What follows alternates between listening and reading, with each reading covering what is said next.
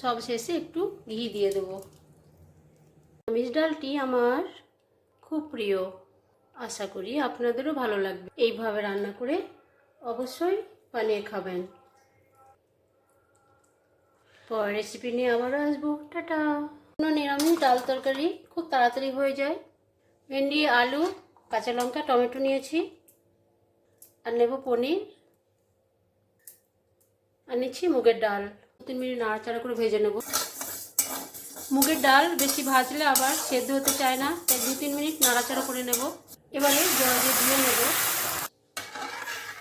এবারে প্রেসার কুকারে দিয়ে 2-3টে সিটি লাগিয়ে নেব। ডালের মধ্যে আলুও দিয়ে দেবো। এবারে দেবো একটু তেল, আর দেবো লবণ। এবার কড়াইয়ে 2 টেবিল স্পুন তেল দিয়ে জিরে, শুকনো লঙ্কা, তেজপাতা, গোটা গরম মশলা দিয়ে দেবো,